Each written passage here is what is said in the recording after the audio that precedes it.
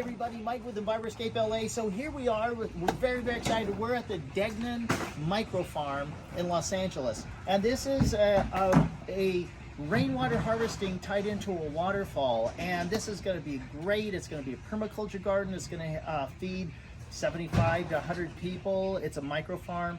They're going to have a CSA, Community Service Agriculture, involved with it, and they're actually going to have food in the front yard that actually grows with recycled water, and that's so important because of the drought. Everybody needs to start making a difference and doing some type of this. So what we have here is we have a waterfall, but this isn't just your everyday waterfall, a pondless waterfall. This is a pondless waterfall that works with rainwater.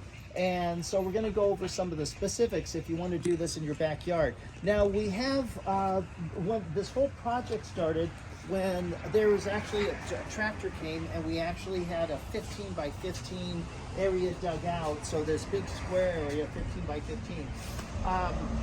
Then we had 71 double boxes of these eco rain tanks. They look like this. But they, you put them together and it's just a big box. And that was used to provide structure for underneath here because there's going to be a patio. There's going to be classes that are going to be taught, permaculture classes that are going to be taught for this. So what we did, I'll give you the process. So 15 by 15 by 4 feet deep. We put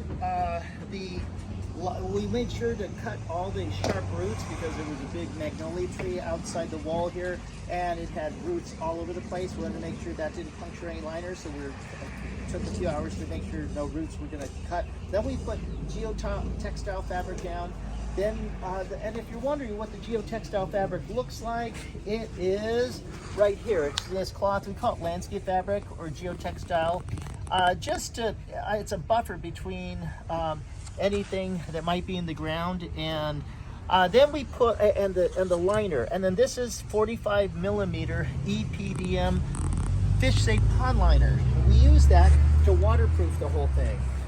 Then what we did was we put about 3 inches of sand, gold BB, on top of the pond liner, and then we put more geotextile fabric on top of that. Then we started laying the modular tanks down, and 71 to be exact. And the reason 71 is because we had to also add a couple of vaults. These are 18-inch corrugated black pipe, and we're going to cut those babies down. Then we put about, I would say, 12 inches of sand because the more sand you have, actually, before the sand, we wrapped the top of the box because remember, we don't want sand going into our catchment system, we want water. So we actually wrapped the box with the geotextile fabric. Also, most of it was overlaid with pond liner and then geotextile fabric. We put about 12 inches of sand, actually about 14 inches of, this is screen beach sand on top of that, and that was it. And so we built the waterfall yesterday, and we turned it on, and it really works, and we'll turn it on in a few minutes. But when the water does come on, it goes down these atrium drains. Now we do have pond liner that is in this whole area here because we didn't want sand to be in here. Again, we don't want to keep out as much sand as possible. We have a couple of atrium drains, and then let's talk about some of the specifics here, some of the technology that goes into this. So we have this big pipe here that's where water is going to come from the roof on the garage. And we have another pipe, that one right there, that's it's an Awasa 5150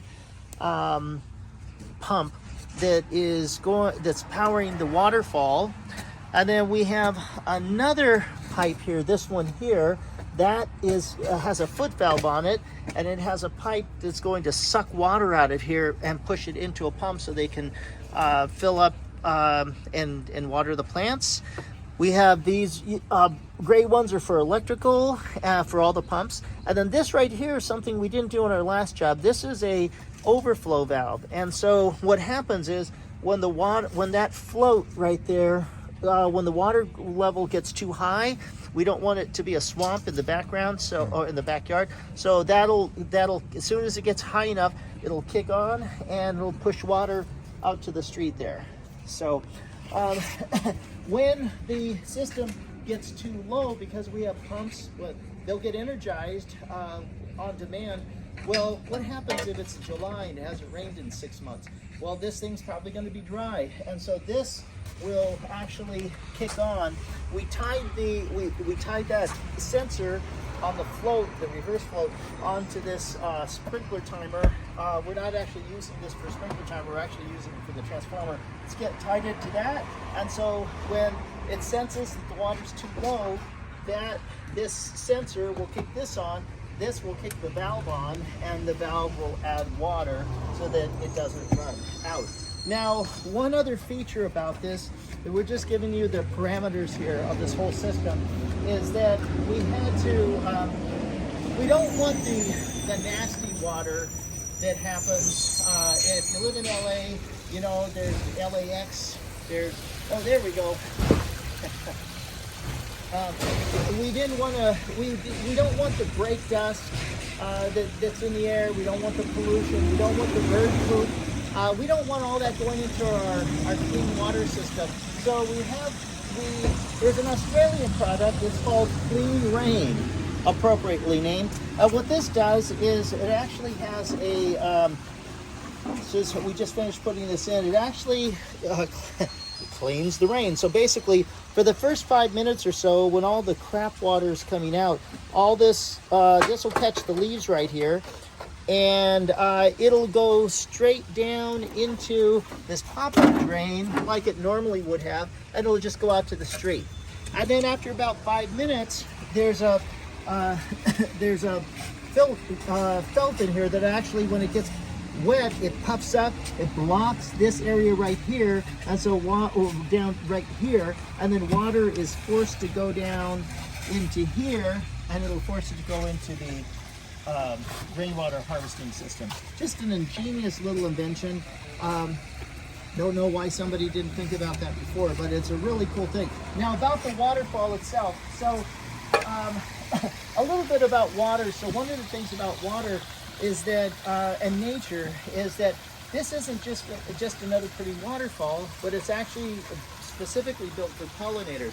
The hardest thing for pollinators to find in nature isn't the food source, it's water. Just like when you go to a restaurant, if they don't bring you water, you typically ask for it.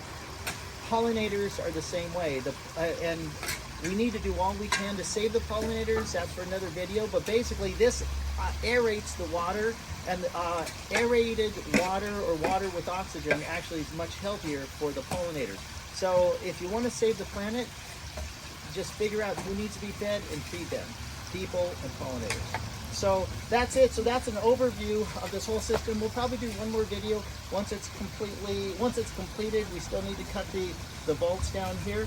And then one last thing about the waterfall. Let's count the waterfalls. 1, 2, 3, 4, 5, 6. 6 waterfalls in a tiny little space. Someday you'll see this and it'll be full of plants and look beautiful, but we just wanted to give you the specifics on the mechanics of how this thing's put together. There'll be classes here at some point teaching permaculture. This is the future, well, future, it is the home now of the Degnan Microfarm in Los Angeles, part of the CropSwapLA.org's family of farms. Okay, thanks for joining. Mike with Enviroscape LA. When you think of permaculture, think Enviroscape LA.